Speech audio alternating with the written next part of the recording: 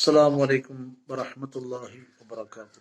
بسم الله والحمد لله والصلاة والسلام على أفضل رسول الله وعلى آله وصحبه أجمعين أما بعد.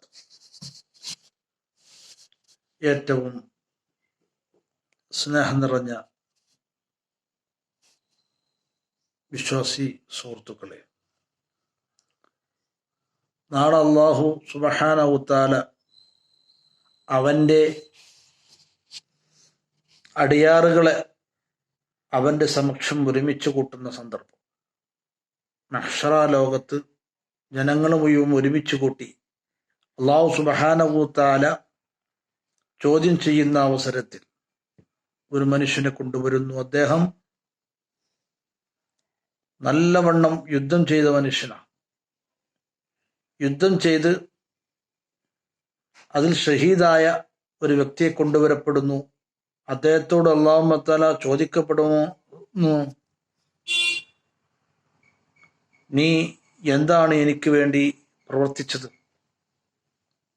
എൻ്റെ ദീനിന് വേണ്ടി, എനിക്ക് വേണ്ടി നീ എന്താണ് പ്രവർത്തിച്ചിട്ടുള്ളത് എന്ന് അല്ലാഹു സുബ്ഹാനഹു വതആല ചോദിക്കപ്പെടുമ്പോൾ ആ മനുഷ്യൻ അവിടുന്ന് പറയും, ഞാൻ നിനക്ക് വേണ്ടി യുദ്ധം ചെയ്തിട്ടുണ്ട്, നിന്റെ മതത്തിന് വേണ്ടി, നിന്റെ ദീനിന്റെ ഉല്യക്ക് വേണ്ടി, ഉയർച്ചയ്ക്ക് വേണ്ടിയിട്ട് ഞാൻ യുദ്ധം ചെയ്തിട്ടുണ്ട് എന്ന് ആ മനുഷ്യൻ പറയുമ്പോൾ, കദബ്ത, നീ കളവാണ് പറഞ്ഞത്, നീ കളവാണ് പറഞ്ഞത് എന്ന് മലക്കുകൾ മുഖേന അള്ളാഹു മറുപടി കൊടുക്കുകയാണ്.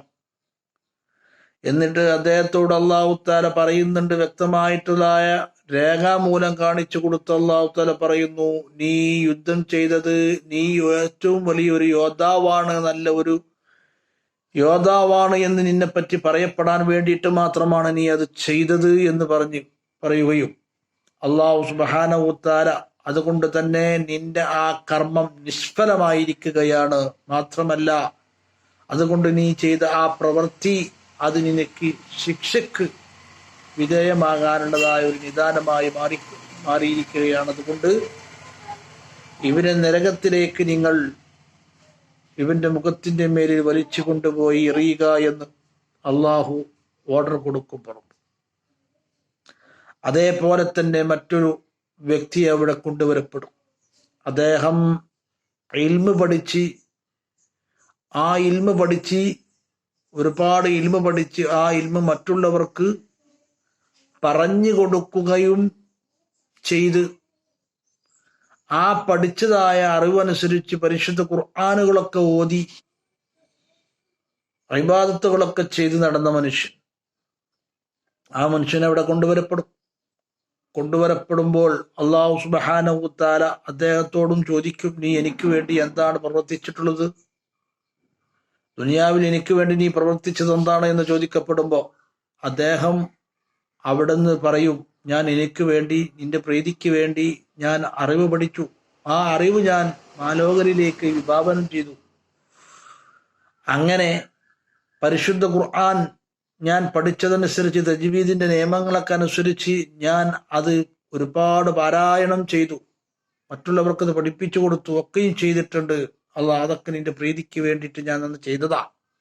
അള്ളാഹ് പറയും, കദബ്ത, നീ പറഞ്ഞത് കളവാണ്. അന്ന് ഞാൻ നിന്റെ ഹൃദയത്തിലേക്ക് നോക്കിയപ്പോൾ നിന്റെ ചിന്ത അതല്ലായിരുന്നു.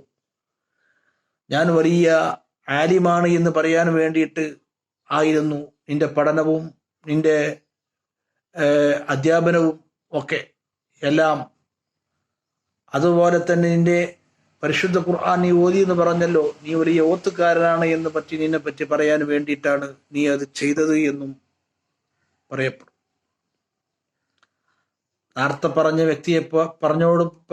വ്യക്തിയോട് അള്ളാഹു പ്രവർത്തിച്ചതുപോലെ തന്നെ ഇദ്ദേഹത്തോടും അള്ളാഹു തആല ഇദ്ദേഹത്തിന്റെ കാര്യത്തിൽ മലക്കുകളോട് ആജ്ഞ വരികയാണ്, ഇദ്ദേഹത്തെയും മുഖത്തിന്റെ മേലിൽ നിലത്തിലൂടെ വലിച്ചുകൊണ്ട് നിങ്ങൾ നരകത്തിലേക്ക് ഇദ്ദേഹത്തെ ഇടുക. അള്ളാഹുവിന്റെ ഓർഡർ അദ്ദേഹത്തിന്റെ കാര്യത്തിലും വന്നു കഴിഞ്ഞു. അങ്ങനെ മൂന്നാമതായിട്ട് ഒരാളെ കൊണ്ടുവരുന്നു. ഇങ്ങനെ ഓരോരുത്തരെയും അവരവരുടെ പ്രവർത്തനങ്ങളുടെ നീയത്തും ഇഖ്ലാസും അനുസരിച്ച്, എത്രത്തോളം അതിൽ ഇഖ്ലാസ് ഉണ്ടോ, എത്രത്തോളം അള്ളാഹുവിനിക്ക് വേണ്ടിയിട്ട് മാത്രമായിട്ട് ആ കർമ്മം തീർന്നിട്ടുണ്ടോ എന്ന് അള്ളാഹു പരിശോധിച്ച് അതിന്റെ അടിസ്ഥാനത്തിലാണ് അവനിക്ക് ശിക്ഷയും അല്ലെങ്കിൽ അവനക്ക് ഗുണവും ലഭിക്കപ്പെടുന്നത് എന്ന് നാം മനസ്സിലാക്കേണ്ടത്. മൂന്നാമതായ ഒരു വ്യക്തിയെ കൊണ്ടുവരപ്പെടുന്നു. ആ വ്യക്തി അള്ളാഹു സുബ്ഹാനഹു തആലക്ക് അള്ളാഹു സുബ്ഹാനഹു തആല അദ്ദേഹത്തിലേക്ക് ഒരുപാട് സമ്പത്തിൽ വിശാലത നൽകിയിട്ടുണ്ട്. ഒരുപാട് സമ്പത്ത് അള്ളാഹു തആല അദ്ദേഹത്തിലേക്ക് നൽകിയിട്ടുണ്ട്. അങ്ങനെയുള്ള ഒരു മനുഷ്യനെ കൊണ്ടുവരപ്പെടും. അദ്ദേഹത്തോട് ചോദിക്കും, എന്താണ് നിങ്ങൾ എനിക്ക് വേണ്ടി പ്രവർത്തിച്ചിട്ടുള്ളത് ദുനിയാവിൽ? അദ്ദേഹം പറയും, അള്ളാഹുവേ, നീ ഇഷ്ടപ്പെടുന്ന ഒരു വഴിയെയും ഇതുവരെ ഞാൻ ഉപേക്ഷിച്ചിട്ടില്ല. ആ വഴികളിലൊക്കെയും എനിക്ക് വേണ്ടിയിട്ട് ഒരുപാട് ദാനധർമ്മങ്ങൾ ഞാൻ ചെയ്തിട്ടുണ്ട്. എന്റെ നീ നൽകിയ സമ്പത്തിൽ നിന്ന് ഞാൻ ചെലവഴിച്ചിട്ടുണ്ട്. അതെല്ലാം നിന്റെ പ്രീതി ഉദ്ദേശിച്ചുകൊണ്ട് മാത്രമാണ് ഞാൻ ചെയ്തത് എന്ന് പറയുമ്പോൾ അള്ളാഹു സുബ്ഹാനഹു തആല മലക്കുകൾ മുഖേന പറയുന്നു, കദബ്ത, നീ കളവാണ് പറഞ്ഞത്, നീ അങ്ങനെയല്ല ചെയ്തത്, നിന്റെ ഉദ്ദേശം മറ്റൊന്നായിരുന്നു. നിന്റെ ഉദ്ദേശം എന്ന് പറഞ്ഞാൽ മറ്റുള്ളവർ എന്നെപ്പറ്റി വലിയ ധനാഢ്യനാണ്, വലിയ ധർമ്മിഷ്ഠനാണ് എന്ന് പറയപ്പെടാൻ വേണ്ടിയിട്ടാണ് നീ അത് ചെയ്തിരിക്കുന്നത്. അതുകൊണ്ട് എൻ്റെ അടുക്കൽ എനിക്ക് പ്രതിഫലം ഇല്ല, അതിന് നീ എൻ്റെ അടുത്തുള്ളതായ പ്രതിഫലത്തിന് നീ അർഹനല്ല.